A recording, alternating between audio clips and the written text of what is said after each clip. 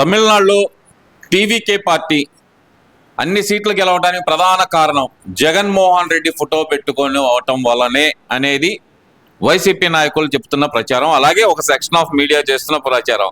అది నిజమే అనుకోవాలంటారా? అందరికీ నమస్కారం. ఇంకా అదృష్టం, ఎందుకంటే పక్క రాష్ట్రం ఎన్నికల రిజల్ట్ పైన వీళ్ళు చెప్పారు. ఇంకా వినేవాడు ఉంటే కింగ్ జాన్ ఊన్ కూడా మొన్న ఎలక్షన్ జరిగింది నార్త్ కొరియాలో, ఆడిని కూడా మేమే గెలిపించామని చెప్పే అంత పిచ్చి మనుషులు అని చెప్పేసి భావించాలి. ఎందుకంటే జగన్మోహన్ రెడ్డి గారు ఎవడికి తెలుసయ్యా తమిళనాడులో? అసలు చెప్పేదానికి ఏమైనా అర్థం ఉందా?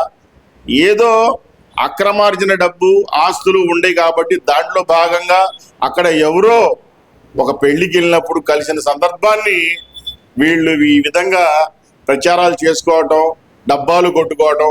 ఒక పక్క అదే పార్టీకి చెందినటువంటి మాజీ మంత్రి రోజా గారేమో స్టాలిన్ దగ్గరికి వెళ్తారు ప్రచారానికి, ఐరన్ లెగ్ రోజా గారు. ఇక వీళ్ళు ఎక్కడికి వెళ్తే అక్కడ ఇదేననుకోండి. మరోపక్క వీళ్ళేమో విజయ్ మా ఫోటో పెట్టుకుని గెలిచారంటారు.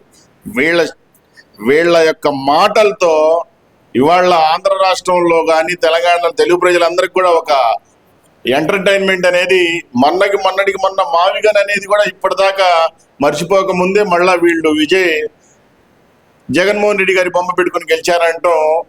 వీళ్ళ యొక్క ఆలోచన ధోరణి మరి ఆ విధంగా వాళ్ళ చేత అనిపిస్తుందో లేదా ఒక బఫూన్ పార్టీ లాగా వీళ్ళు చిత్రీకరించుకుంటున్నారు వాళ్ళకి వాళ్ళే. ఇవాళ విజయ్ అనే వ్యక్తి భారతదేశం అంతా దాదాపుగా డబ్బింగ్ సినిమాల ద్వారా కానీ ఏదైనా కానీ తెలిసినటువంటి వ్యక్తి. ముఖ్యంగా మన దక్షిణాది రాష్ట్రాలకి సుపరిచితుడు, ఒక సినీ స్టారు. మరోపక్క పవన్ కళ్యాణ్ గారు కూడా సినీ స్టారు. వీళ్ళు ఏదైనా సినీ స్టార్లు కాబట్టి వీళ్ళు జనాలకి తెలిసే ఇది ఉంటుంది. వాళ్ళకి పార్టీలు పొత్తులో భాగంగా ఎక్కడైనా ఎన్నికల ప్రచారాలకి వాడుకుంటారు, అంతేలే కానీ లేదా రాజకీయంలో సుదీర్ఘ ఘన చరిత్ర కలిగినటువంటి కొంతమంది నాయకులు కూడా ఉన్నారు. అలాంటి వాళ్ళలో చంద్రబాబు నాయుడు గారు, మరోపక్క స్టాలిన్ గారు, జయలలిత గారు, ఒకప్పుడు జయలలిత గారు కానీ, కరుణానిధి కానీ, ఇంకో చరిష్మా ఉన్నటువంటి వాళ్ళు. ఏది సీటు నార్త్లోకి వచ్చేటప్పటికి శరద్ పవార్ కానీ లేదా ములాయం సింగ్ యాదవ్ కానీ వీళ్ళందరూ చాలామంది ఇట్లా కొంతమంది చరిష్మా కలిగినటువంటి నాయకులు ఉంటారు. వాళ్ళేమైనా అయితే మనం అనుకోవచ్చు, పట్టుమని 10-15 సంవత్సరాల లోపల పార్టీ పెట్టి అక్రమార్జన డబ్బుతో గొడ్డళ్ళకి పనులు చెప్పి తద్వారా ఫేక్ ప్రచారాలు లేవనెత్తి అధికారంలోకి వచ్చినటువంటి జగన్మోహన్ రెడ్డి. నేను ఒకటే చెప్తా ఉన్నా, ఇవాళ జగన్మోహన్ రెడ్డి అనే ఒక వ్యక్తి రాజశేఖర్ రెడ్డి కొడుకు కాకపోతే ఎవరికి తెలుసు? ఈ తెలుగు ప్రజలకైనా రాజశేఖర్ రెడ్డి ముఖ్యమంత్రిగా చేశారు కాబట్టి, ఆయన యొక్క కొడుకు కాబట్టి ఇక్కడ తెలుగు రాష్ట్ర ప్రజలకి సుపరిచితుడు, అంతే. ఒక్కసారి అని అడిగితే ఒకసారి అవకాశం ఇచ్చారు. ఆ ఒక్కసారి చివరిసారిగా ఆయన పరిపాలన ద్వారా ఆయనే చేసుకున్నాడు, ఆయన సామర్థ్యాన్ని ఆయనే నిరూపించుకున్నాడు అసమర్థుడని, అంతేలే. కానీ ఈరోజు ఏదైతే వైసీపీ పార్టీకి చెందినటువంటి అల్లరిమోకలు, పేటీఎం బ్యాచ్ గాళ్ళు వీళ్ళు ప్రచారాలు చేస్తున్నట్టుగా. అల్లరిమోకలు పేటీఎం బ్యాచ్ అంటారు ఏంటంటే వాళ్ళ ఎమ్మెల్యే చెబుతుంది, తాటిపత్రి చంద్రశేఖర్ చెబుతున్నారు. ఏమండి, వాళ్ళ ముఖ్యమంత్రి గారికి వాళ్ళ పార్టీలో గతంలో మంత్రులుగా ఉన్న వాళ్ళకే హుందాతనం లేనటువంటి వ్యక్తులు, చిల్లరగా వ్యవహరించినటువంటి వ్యక్తి. మీరు ఇప్పుడు చెప్తా ఉన్నారు, నేను చిల్లరగాళ్ళు అన్న పదానికి మీరు ఈ గట్టిగా బలపరచాలి. ఎందుకంటే మరి సాక్షాత్తు ఏదైతే పార్లమెంటు సభ్యుడిగా ఉన్నటువంటి గోరంట్ల మాధవే బట్టలిప్పదీసి కెమెరా ముందు కానొచ్చినటువంటి పరిస్థితి. వీళ్ళ హుందాతనమైన నాయకులు చిల్లరగాడు.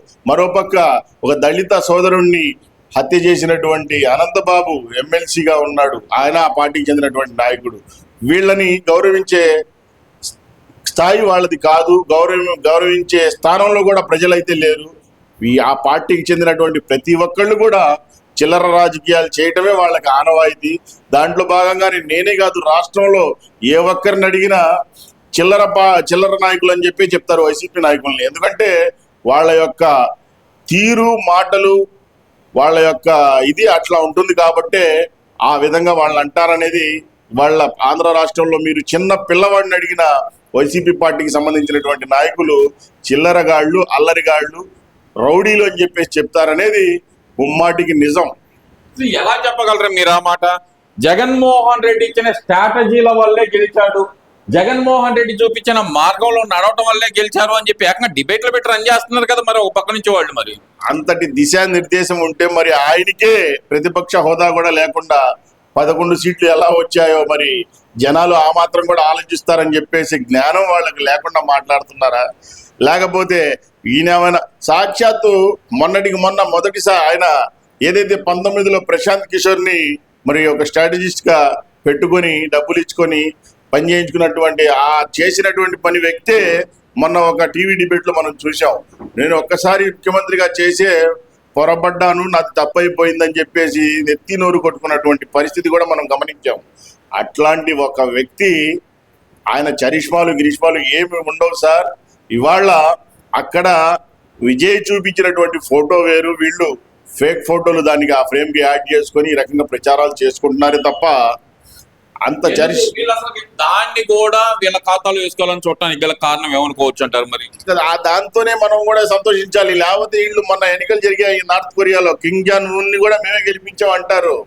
వీళ్ళు వినేవాళ్ళు ఉంటే ఏదో సామెత ఉంది, నాకైతే సామెత కూడా గుర్తురాట్లా.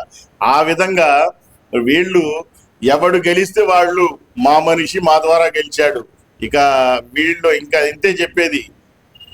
కానీ ఇవాళ వీళ్ళ యొక్క అబద్ధపు మాటలు చూస్తా చూస్తా చూస్తా చూస్తా తెలుగు ప్రజలు కూడా విసిగిపోయి ఆయన్ని తీసుకొచ్చి 11కి మిగిల్చినా సరే ఆయన ఈరోజు కూడా మరి ఆయన ఒక తీరుని మార్చుకునే పరిస్థితి ఎక్కడా కానరాట్లా. మరోపక్క ఈయన అంటాడు మొన్న ఈవీఎం అని చెప్పేసి పడినటువంటి పరిస్థితి. ఇవాళ మరి ఈవీఎంల పనితీరు వల్ల అంటే మరి విజయ్కి అన్ని సీట్లు ఎలా వస్తాయి? ఒక మాట వీళ్ళు మాట్లాడేటప్పుడు ఎప్పుడు కూడా వెనకాలోచన చేయకుండా అబద్ధపు మాటల్లే నిజాలుగా పలికే విధంగా 1-10 సార్లు మాట్లాడటమే వాళ్ళ నైజం. అట్లాగే ఇవాళ వాళ్ళ యొక్క ఏ ఒక్క పరిస్థితిని కూడా జనాలు చీదరించుకుంటున్నారనేది గమనించాలి. ఇవాళ రాజశేఖర్ రెడ్డి గారి కొడుకు కాకపోతే జగన్మోహన్ రెడ్డి గారు, who is the Jaganmohan Reddy AP Telugu ప్రజలకి, అదొక్కటి ఆ పార్టీకి సంబంధించిన వాళ్ళందరూ కూడా మరి గుర్తుపెట్టుకోవాలని చెప్పేసి సందర్భంగా చెప్తా ఉన్నాం. ఓవరాల్ గా చూస్తే కనుక ఈ ఎపిసోడ్ ని ఎలా చూడాలంటారు? జగన్మోహన్ రెడ్డి స్ట్రాటజీ బెడిసి కొట్టింది అనుకోవచ్చు అంటారా? లేదంటే కనుక వైఎస్ఆర్సీపీ వాళ్ళు ఏదో చెయ్యబోతే కనుక అది బూమరాంగ్ అయింది అనుకోవచ్చు అంటారా? ఊరుకోండి బాబు, మీరు కూడా కామెడీ చేస్తారు. జగన్మోహన్ రెడ్డి స్ట్రాటజీ ఏంది సార్? తమిళనాడులో ఆయనకి ఇక్కడ ఆంధ్రాలోనే దిక్కు లేదు. నేను 11 సీట్లకి మిగిలిపోయాడు పెద్ద ఆయన అని చెప్పేసి చెప్తా ఉండే ఒక పక్క, ఆయనకి ఏదో పగలదీసి స్ట్రాటజీ ఉంటే ఇక్కడే మరి రెండోసారి కనీసం ప్రతిపక్ష నాయకుడిగా అయినా సరే సీట్లు వచ్చే విధంగా ఆయన స్ట్రాటజీ ఉపయోగించుకునేవాడు కదా.